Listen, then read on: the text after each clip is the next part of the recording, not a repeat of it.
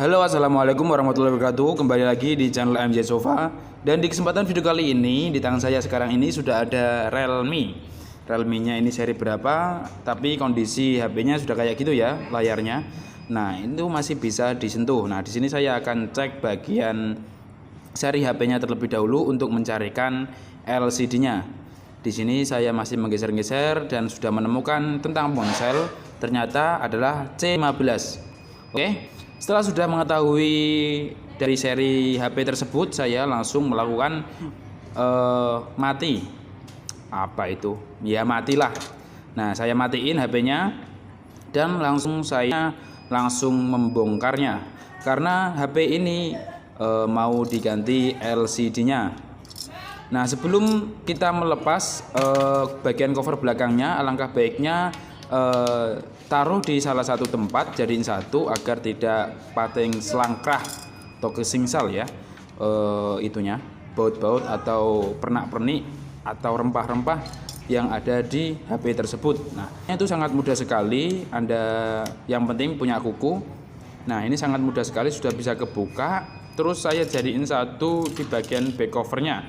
Nah, di sini Anda langsung melepas baut-baut yang sudah tertancap atau tertanam di HP Realme C15 ya.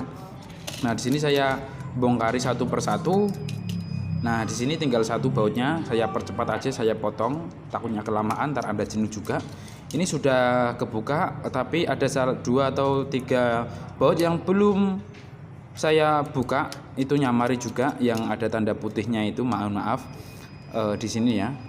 Nah, satu baut ini dan alhamdulillah sudah bisa kebuka ya. Nah, setelah sudah bisa buka, Anda tinggal lepasin bagian fingerprintnya, soket baterainya terlebih dahulu. Kita sudah siapkan, saya sudah menyiapkan LCD-nya. Di sini ada keterangan C15. Langsung saja saya melakukan uji coba, jangan langsung dipasang ya. Karena di video ini saya potong uji cobanya. Kalau misal saya kasih lihat terlalu kelamaan ntar waktunya. Nah, di sini saya langsung melakukan pelepasan di bagian baterainya.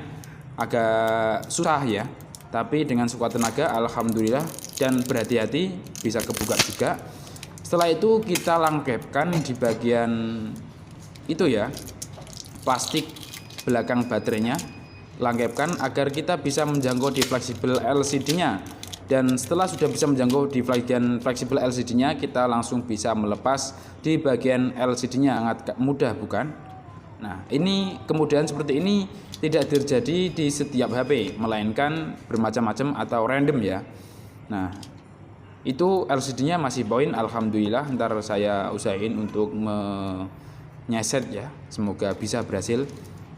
Cuma ganti gelasnya aja.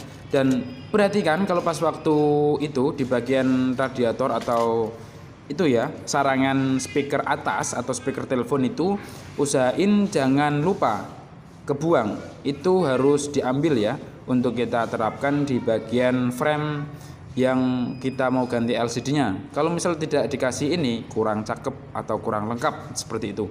Sama halnya ada yang kurang, ada yang ganjel gitu. Nah, di sini saya berhasil melepas sarangan di bagian itu, sarangan di bagian speaker atas Realme C15. Setelah itu saya langsung menempelkan sarangan tersebut ke dalam tempatnya. Nah, sebelum saya menempatkan tadi saya sempat melumuri menggunakan lem T7000. Hati-hati, jangan kebanyakan pas waktu ngasih lem, takutnya ntar ngelumer atau melebar di kamera ya. Itu akan menyebabkan burem.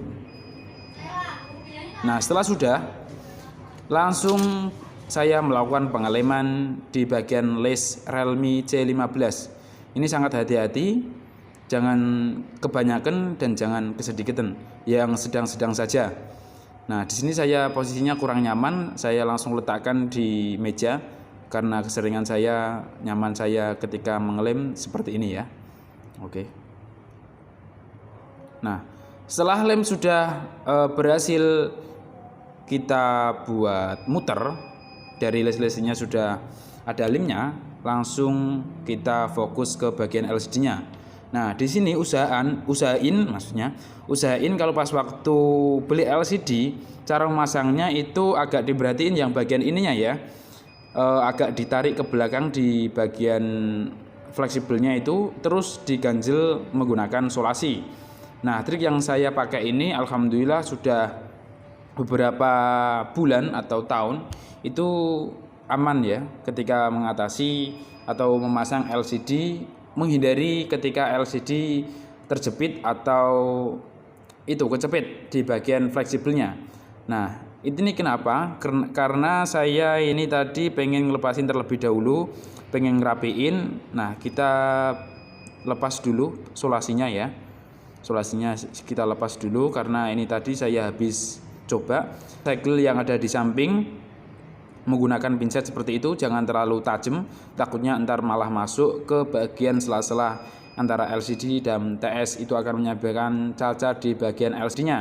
Nah, setelah sudah, Anda tinggal fokus. Ini perlu diperhatiin lagi di bagian solasinya itu, karena diberi penekanan agar fleksibelnya itu tidak ngelawir atau tidak sing gemblenggreh ya.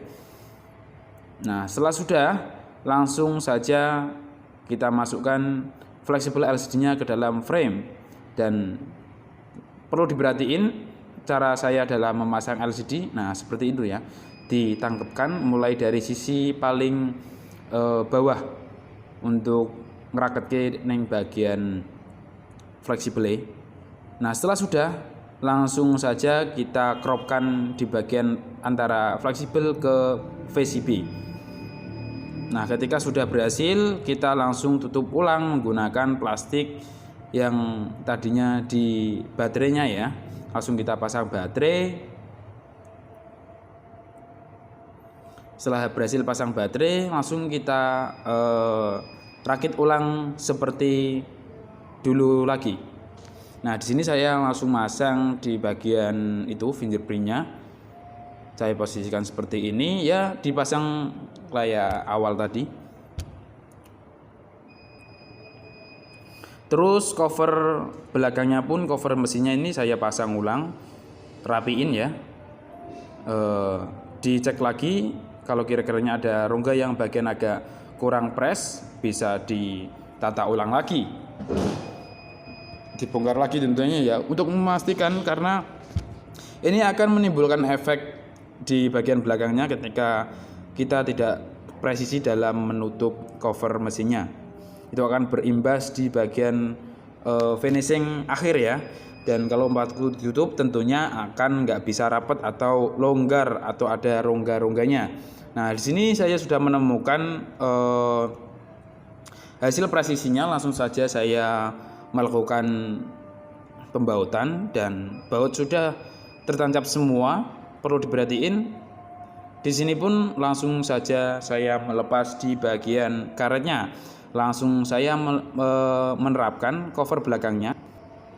Dirapetin ya, seperti ini. Oke, seperti ini. Saya hidupin, bismillah. Alhamdulillah akhirnya bisa nyala juga. Dan di sini saya langsung masukkan traynya. Untuk sisa-sisa lemnya masih sangat banyak sekali. Saya press menggunakan itu ya, karet untuk sementara waktu. Ntar akan saya lanjut menggunakan solasi.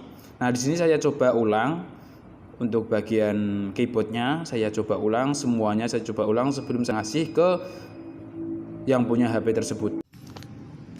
Oke, itulah cara saya dalam mengganti atau mengatasi kasus-kasus yang terjadi di smartphone yang ada di tempat saya. Sekian video dari saya, terima kasih, sampai jumpa di video berikutnya.